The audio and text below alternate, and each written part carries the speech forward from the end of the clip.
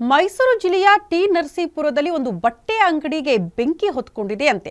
ಬೆಂಕಿ ಧಗಧಗಿಸಿದೆ ಅನ್ನೋದರ ಮಾಹಿತಿ ಸದ್ಯ ಸಿಗ್ತಾ ಇದೆ. ಅಲ್ಲಿಗೆ ಬಟ್ಟೆ ಅಂಗಡಿ ಸಂಪೂರ್ಣ ಸುಟ್ಟು ಕರಕಲಾಗಿದೆ. ದೃಶ್ಯ ಕೂಡ ಗಮನಿಸ್ತಾ ಇದ್ದೀರಿ. ಮೈಸೂರು ಜಿಲ್ಲೆಯಲ್ಲಿ ಆಗಿರುವಂತಹ ಘಟನೆ. ಬಟ್ಟೆ ಅಂಗಡಿಯಲ್ಲಿ ಇದ್ದಕ್ಕಿದ್ದಂತೆ ಬೆಂಕಿ ಕಾಣಿಸ್ಕೊಂಡಿದೆ. ಬೆಂಕಿಯ ತೀವ್ರತೆ ಎಷ್ಟರ ಮಟ್ಟಿಗಿತ್ತು ಅಂತ ಇಡೀ ಅಂಗಡಿ ಸುಟ್ಟು ಭಸ್ಮ ಆಗೋ ಮಟ್ಟಿಗೆ. ಪ್ರಮುಖವಾಗಿ ಸೀನು ಫ್ಯಾಷನ್ ಅಂಗಡಿ ಅಂತ ಹೇಳಲಾಗ್ತಾ ಇದೆ. ಅದೇ ಅಂಗಡಿ ಈಗ ಕಂಪ್ಲೀಟ್ ಆಗಿ ಬೆಂಕಿಗಾಹುತಿ ಆಗಿರೋದು. ಸಹಜವಾಗಿ ಚಿಕ್ಕ ಮಟ್ಟದ ಬೆಂಕಿ ಹೊತ್ಕೊಂಡ್ರೂ ಸಾಕು. ಈಗ ಬಟ್ಟೆ ಇರೋದ್ರಿಂದ ಆ ಬಟ್ಟೆ ಬೆಂಕಿಗಾಹುತಿ ಆಗ್ತಾ ಇದ್ದಂತೆ ಬೆಂಕಿಯ ತೀವ್ರತೆ ಜಾಸ್ತಿ ಆಗ್ತಾ ಹೋಗುತ್ತೆ. ಹಾಗಾಗಿ ಆ ಅಂಗಡಿಯಲ್ಲಿದ್ದಂಥ ಅಷ್ಟು ಬಟ್ಟೆ, ಪ್ರಮುಖ ಪೀಠೋಪಕರಣ ಎಲ್ಲವೂ ಕೂಡ ಧ್ವಂಸ ಆಗಿರುವಂತಹ ದೃಶ್ಯ ನೀವು ಗಮನಿಸ್ತಿದ್ದೀರಿ. ಆದರೆ ಈ ಬೆಂಕಿ ಅವಘಡಕ್ಕೆ ಕಾರಣ ಏನು ಅನ್ನೋದು ಸದ್ಯ ಇರುವಂತಹ ಪ್ರಶ್ನೆ. ಇದು ಮೈಸೂರು ಜಿಲ್ಲೆ ಟಿ ನರಸೀಪುರದಲ್ಲಿ ಆಗಿರುವ ಘಟನೆ.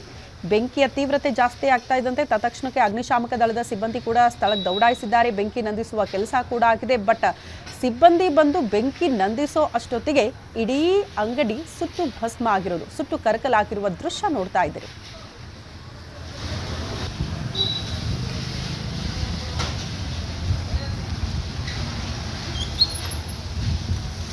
ಓಕೆ